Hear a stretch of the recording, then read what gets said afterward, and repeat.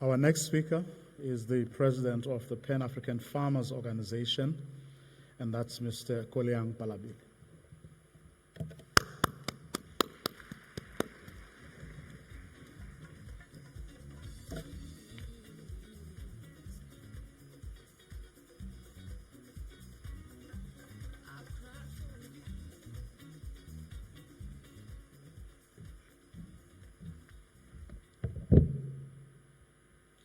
Thank you, Program Director. Those who know me don't know me as Mr. Koliang Palabel. My name is Ishmael Sunga. I work for the Southern African Confederation of Agricultural Unions, part of the Pan-African Farmers Organizations. I have been requested to say a few words by the president of the Pan-African Farmers Organization.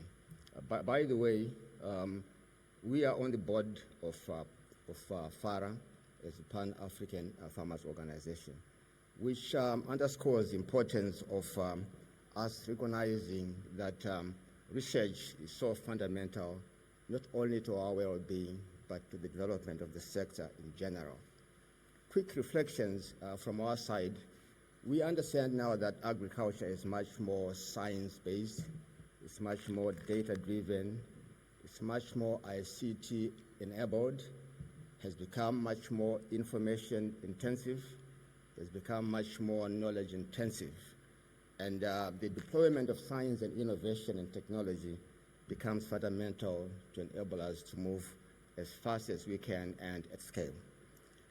Just a few reflections that I want to call upon research to really take into consideration in deploying its competencies in relation particularly to the farmers themselves. We really want to ensure that there's better alignment between the pain points of farmers and the focus of research. If we really want to take a look at what are the main pain points of farmers, which might include lack of infrastructure, governance of value chains that deliver less on the primary producers and more on the other side, talk about early warning systems, talk about just fundamental options of socio-economic infrastructure, including schools and health.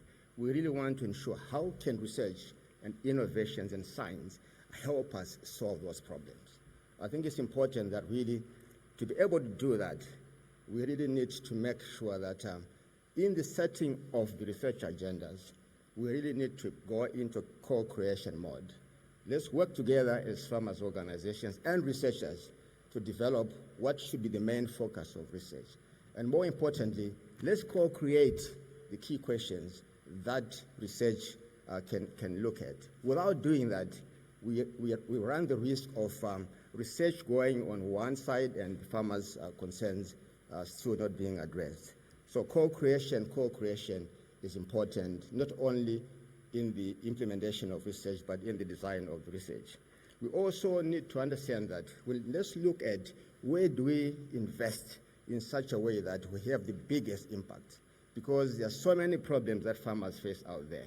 But if we don't focus on those aspects, that really enable us to have the largest impact at scale and at speed. We won't be doing justice to the area of farmers' concerns. And in this regard, we think policy, engineering, and we think digital solutions could actually be the answers that will give us the results that we require at scale and at speed. There should also be a healthy balance, in our view, between technological research as well as socio-economic research. We still believe that it is in the area of social engineering that perhaps we are going to be able to get much more than we have been doing on technological. Not to say that technological research is not important, but we also need to look at the socio-economic aspects of research that talks about the humans and how they behave and how they can actually engineer change in themselves. Then towards the end, I really want to look at two things. The research really has to be measured by the extent to which it transforms the lives of everyone along the chain, not some parts of the chain. And sometimes there's transformative research, but it does not quite touch on the primary producers.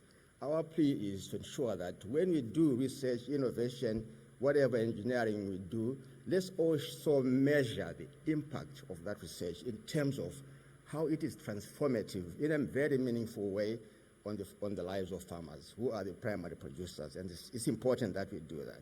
Then my final point really is around the future. The future belongs to the young, and if we don't invest in the young, we are not going to go anywhere.